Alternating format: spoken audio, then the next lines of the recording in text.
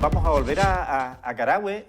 Ahí está Cristian Karen, que nos está esperando. Cristian, por favor, adelante, cuéntenos qué novedades tiene esa cordillera de la costa. Sí, seguimos acá, Miguel Ángel Carrillo, en un verdadero tour de la Araucaria, por decirlo de alguna forma, ¿no? Hemos aprendido bastante acá con el profesor Carrillo respecto a lo que es conservación, restauración y, bueno, varias cosas además que se están realizando acá en este lugar que además es administrado por nuestra universidad. Y ahora vamos a conversar de un proceso que realizan acá, un proceso ecológico de restauración precisamente de esta Araucaria con Patricio Pacheco. Él también es académico de la Facultad de Ciencias Agropecuarias y Medio Ambiente de nuestra Universidad de la Frontera. Patricio, ¿qué tal? ¿Cómo le va? Buenas tardes. Hola, buenas tardes. Un gusto que nos acompañen hoy día acá en el Bien Nacional Protegido de las Araucarias. Conversábamos con el profesor Carrillo hace un ratito atrás respecto a la labor que se realiza acá de conservación, ¿cierto?, de una especie milenaria que fue declarada en peligro de extinción, que si no se cuida definitivamente podría desaparecer. Pero se hace un proceso acá, ¿no?, de conservación, de restauración, un proceso además ecológico. A ver, ¿cómo es esto, no? Cuéntanos de qué se trata. Sí, bueno, en base a esta condición que tiene la especie, declarada como en peligro de extinción en sus poblaciones que están aquí en la cordillera de Nahuelbuta en particular, nosotros, atendiendo esa situación, generamos un proceso de restauración ecológica, que básicamente es tratar de realizar una instancia para que esta especie asistidamente pueda propagarse, y dentro de la cual nosotros obtenemos propágulos, vale decir semillas, de algunas plantas madres. De hecho, atrás de nosotros tenemos una de ellas. Obtenemos semillas de estas plantas madres durante la época de semillación, vale decir a fines del verano.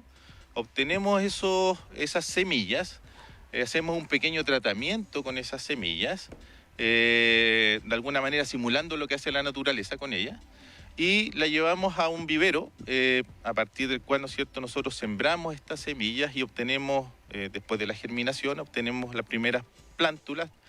Viene un proceso de endurecimiento, vale decir, de adaptación de estas plántulas al ambiente, y una vez que ya están un poquito más grandecitas, más crecidas y más fuertes, las trasladamos hasta este sector, ¿no es cierto?, donde es su lugar de plantación definitiva, y a partir del cual esperamos que muchas de estas plantas de araucaria que nosotros hemos instalado en este lugar puedan sobrevivir y mantenerse en el tiempo. Ahora, ¿esto asegura que efectivamente va a aparecer una araucaria o va a depender de las condiciones meteorológicas y, como tú lo decías, de su adaptabilidad, por ejemplo? Sí, claramente, bueno, como todas las especies, va a depender mucho de su interacción con el ambiente. Un problema que tenemos es que las araucarias, hay individuos que son machos y hembras, pero recién podemos conocer el sexo de la planta después de un importante periodo de tiempo, o sea, estamos hablando 20, 40, hasta incluso 60 años. Entonces, cuando están pequeñas las plantas no sabemos si son machos o si son hembras.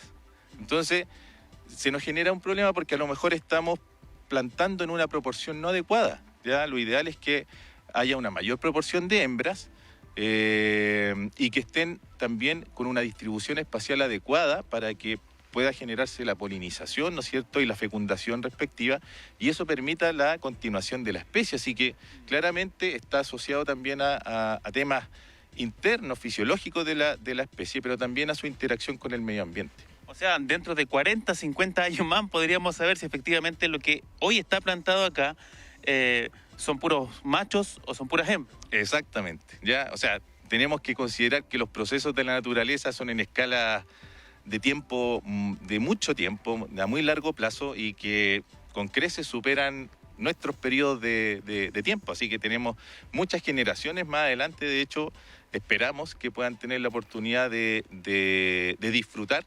del trabajo que nosotros estamos haciendo. No va a quedar para nosotros, va a quedar para las generaciones futuras. Y tú me decías que la araucaria que está aquí, ¿cierto?, que está atrás, Gabito, a ver si nos puede ayudar con la imagen, de ahí precisamente se sacan estas semillas.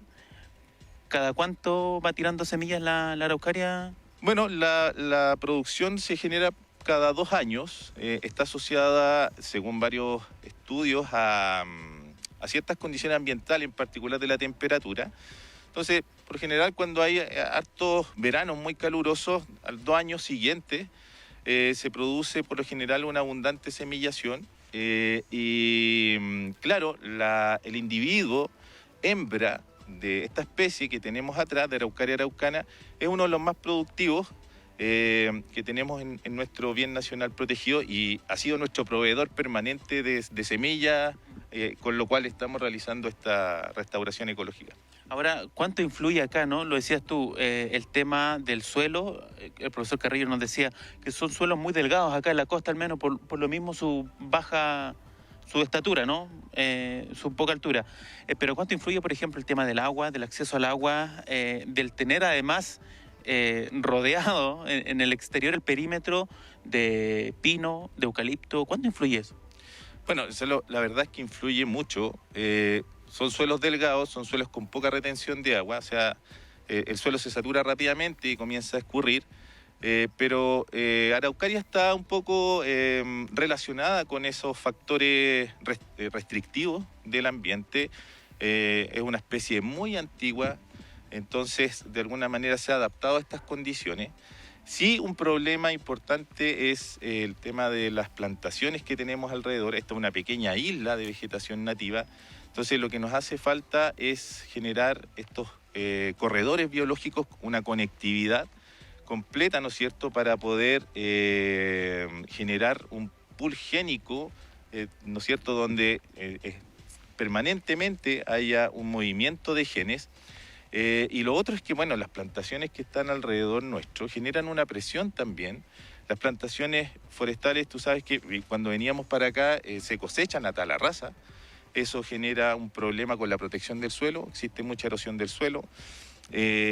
Muchas plagas también están sometiendo a estas plantaciones forestales la biodiversidad, la diversidad de distintos tipos de especies de flora y fauna que tú encuentras en una plantación forestal no se compara en absolutamente con nada con lo que hay en un sector de bosque nativo. Fíjate que nosotros acá en el BNP hay más de 90 especies de plantas, de vegetales, de distintos tipos, entre árboles, lianas, epífitas, musgo, ¿ya? De los distintos taxones y muchas especies de fauna también, de mamíferos, de aves, y es una situación que no la tenemos dentro de las plantaciones forestales. Así que claramente también hay una influencia importante. Miguel Ángel Carrillo, no sé si tiene preguntas desde la capital de la Araucanía. Bueno, Cristian, lo escuchaba atentamente y qué importante es tener antecedentes, ir de alguna manera aprendiendo la sabiduría de la naturaleza y cómo el hombre en su forma de establecerse, de ir haciendo estos asentamientos humanos, va atentando, pero de todas maneras la naturaleza se las arregla, Cristian, para ir dando la pelea, además por las condiciones meteorológicas ahí, que el viento y la brisa marina es bastante fuerte. Sí, mira, Miguel Ángel comenta que la importancia y el valor de la naturaleza, considerando lo que comentábamos hace un rato, el tema de que la presencia de plantaciones de pino, de eucalipto y además viviendas, se va adaptando finalmente a la naturaleza, pero a su ritmo, ¿no? Es un proceso lento, al menos en este caso con la araucaria, con la idea de seguir continuando con la especie. Sí, de todas maneras. Tenemos que entender que los procesos de la naturaleza son procesos de mucho tiempo, en particular con araucaria, que es una especie muy longeva. Esta especie puede vivir más de 1000 años, 1100, 1200 años fácilmente. Entonces, un tema no menor es las presiones que actualmente tiene esta especie, porque su crecimiento es tan lento y los cambios son tan acelerados, sobre todo el cambio climático o el cambio global en general, pero en particular el cambio climático, que hace que esta especie no se pueda adaptar con la suficiente velocidad y rapidez para poder hacer frente a estos cambios.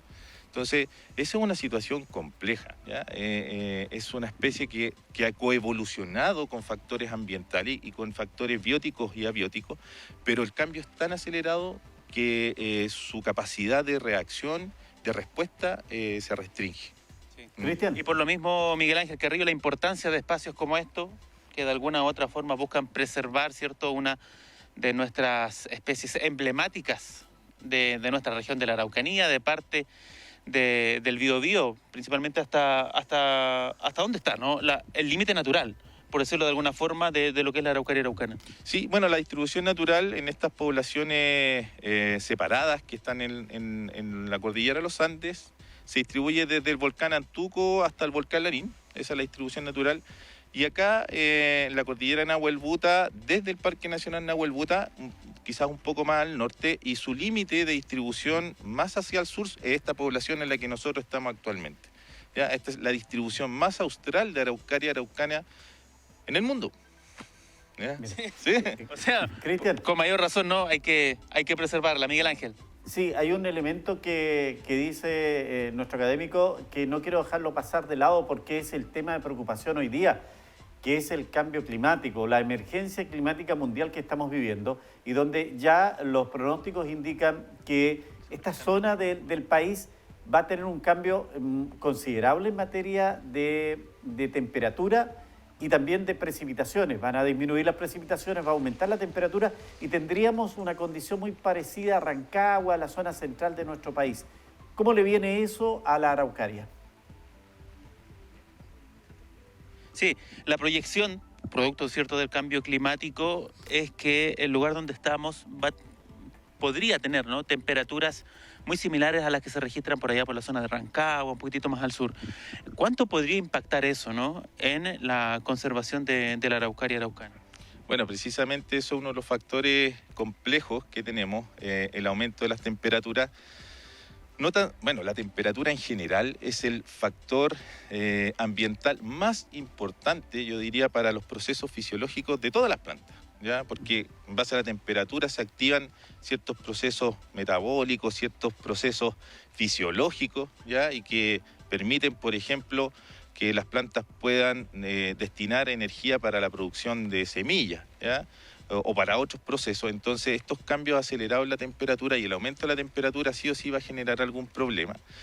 Y junto con ello es el tema de lo que sucede alrededor nuestro, porque cada vez hay más combustible seco a partir de las cosechas de las plantaciones forestales, y el aumento de las temperaturas hace que eso fácilmente se pueda generar incendios, y existe una permanente amenaza a partir de los incendios forestales, que es lo que hemos visto durante todo este último tiempo, estos últimos años, de amenaza permanente sobre estas superficies de bosque nativo. Así que tanto el alza de la temperatura como la disminución en las precipitaciones son factores importantes que pueden generar problemas, no tan solo con Araucaria, sino que en general con nuestras superficies de bosque nativo. Claro ejemplo de eso es lo que ocurrió en China Muerta, ¿no? Sí, de todas maneras. China Muerta, parte de Malalcahuello, parte de Conguillío, en la reserva Mayeco hace algunos años atrás. Pero fíjate que desde el año 2000, 2005 en adelante, las mayores superficies de quemadas han sido principalmente plantaciones forestales, ya un poco menos de bosque nativo, porque existe un continuo, ya, y eso es parte de la política forestal que tenemos que mejorar de estas plantaciones forestales, que son muy inflamables porque tienen muchos elementos volátiles que hacen, ¿no es cierto?, una mayor inflamabilidad, y cuando se produce un incendio, estos abarcan una gran extensión. Entonces tenemos que tener estrategias para mitigar eso, cortafuegos, tenemos que tener cada ciertos tramos, porciones con bosque nativo, porque los bosques nativos reducen de alguna manera o amortiguan esos impactos generados por el fuego. Miguel Ángel Carrillo, no sé si tiene algo más que sumar. No, podríamos estar conversando mucho tiempo más sobre este tema, que es muy importante, como nosotros también, como habitantes de esta región, aportamos a que las condiciones no sean tan desfavorables para especies como la araucaria que tenemos ahí. Bueno, agradecerle a Patricio el tiempo, su invitado ahí, Cristian, y usted tenga cuidado, el camino Culebrero, la vuelta, lo conozco muy bien ahí en la parte alta de Carahue, así que tome las providencias del caso con todos, ¿ah?